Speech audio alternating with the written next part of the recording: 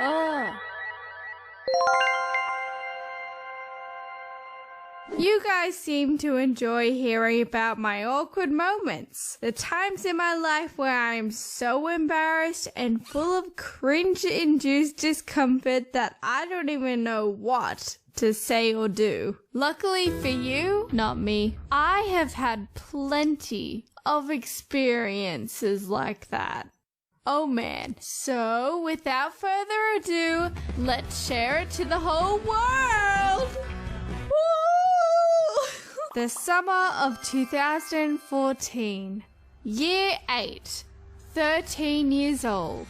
This was a thing. How was this a thing? What a time to be alive. As I said, this story is set in summer, during the peak of it all. Imagine a pack of sweaty teenage kids waddling down the hallways, leaving long trails of moisture behind them like slugs. And the smell after sitting in a classroom with them for over an hour straight? Yeah.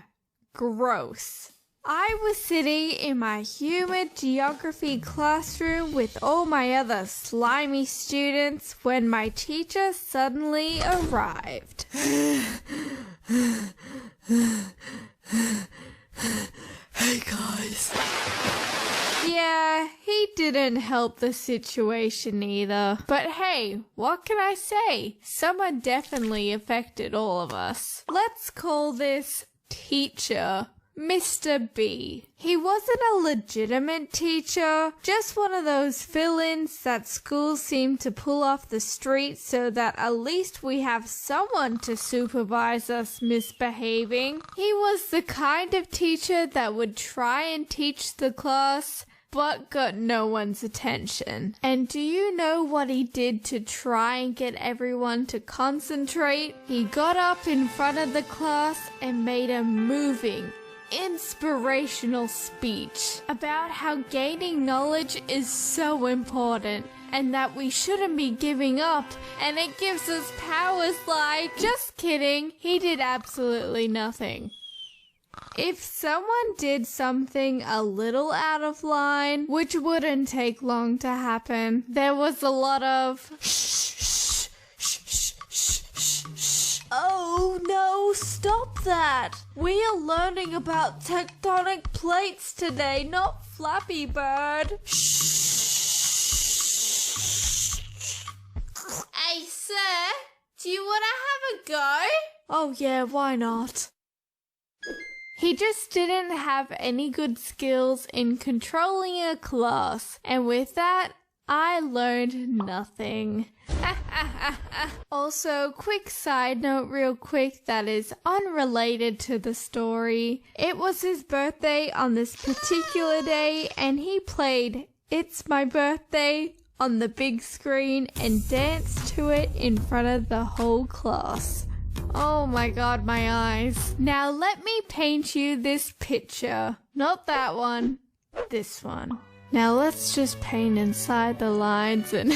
Crap joke. I was sitting at the back of the classroom with my friend. Let's call her Angel. I had another friend in the middle here. Let's say her name is Caitlin. And there were these two boys at the front on the left-hand side. See this one? Not really important. Get out of here! But this guy, well, he's one that made this story a thing.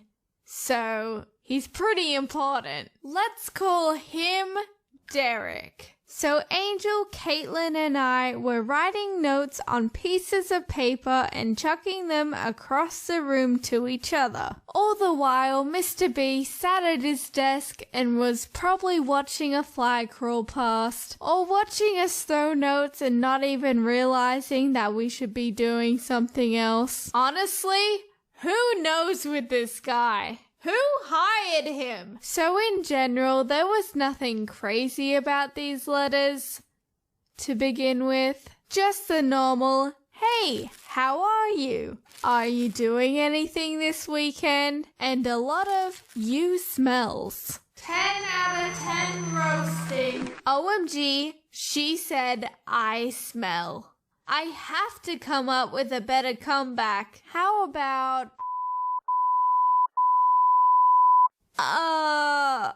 What was that? No idea, but that was so annoying. Angel went to throw this message, but somehow her aim was completely out of whack. Because of this, the paper seemed to fly with its own trajectory, landing in front of the two boys I mentioned earlier. Get out of here, you idiot! Yeah, they were obviously confused to find a message, "You smell more." Bruh, we never said you smelt. Yeah, we don't smell either. You sure, brother? So now Derek and his sidekick were now involved in this friendly conversation. Now let's fast forward a bit because literally nothing exciting happens until this freshly ripped piece of paper enters the chat and was ready to cause mayhem.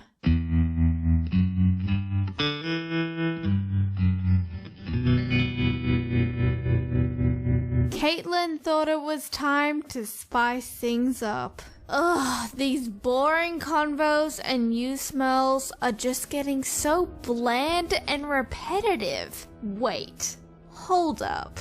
A love note confession letter to Derek? Now that would be perfect. Something to get the drama happening. I don't like him that way, but I can make one. And say it's from someone else, though. Let's make it from Jess. So anyway, she begins to write this extravagant letter, which goes along the lines of, "Dear Derek, I really like you, and I was wondering if you wanted to date sometime. By the way, if you didn't get that, I really, really like you. Okay, thanks, bye." Jess. You're probably thinking, Jess, why didn't you stop her? Well, the thing is, I had no idea this was going on. She was over here, remember? Then, as you would probably guess, Derek throws the letter towards me.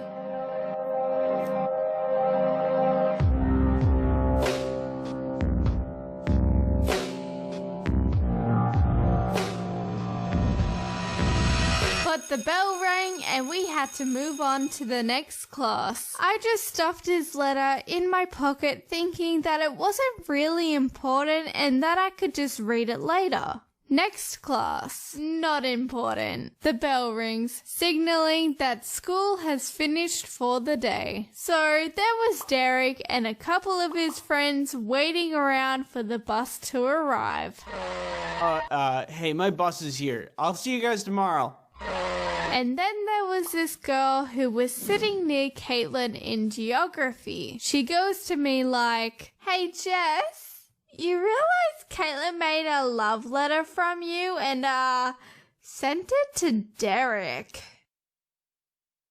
Are you kidding me? As I said, I literally had no idea this occurred. No one said anything to me until this moment. My bus eventually arrived, and when I was sitting there being driven home, I remembered I had Derek's note in my pocket. His response to the so-called love letter was just a hand movement away. I reached into my pocket and pulled it out, scared to read what it might say.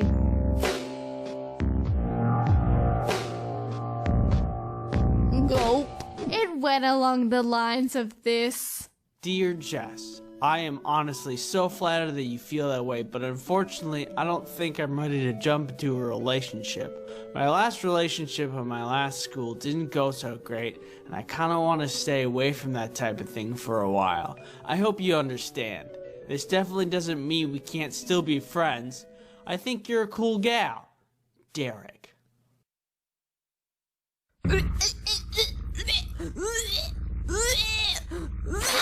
I sat there, frozen. Oh my god. No.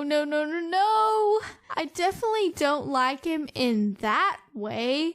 What do I do? I've got to tell him that the letter wasn't from me. I hopped off the bus, walked home, and immediately messaged him. Because this phase of my life, I only had an iPod, with no online social life until reaching Wi-Fi. Yeah. So, I sent him a message. Hey Derek, I'm sorry to tell you, but that letter today wasn't from me. Oh, hi, Jess. Oh, really? Are you sure?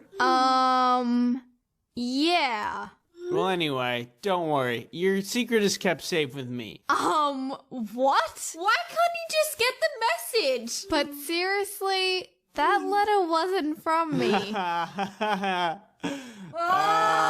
So after that whole occurrence, nothing was really said. I was hoping he would get the idea that I wasn't into him like that and we would move on. Fast forward again.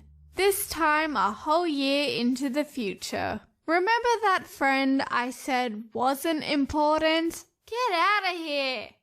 Well, now he is. Let's call him Joe. Who's Joe?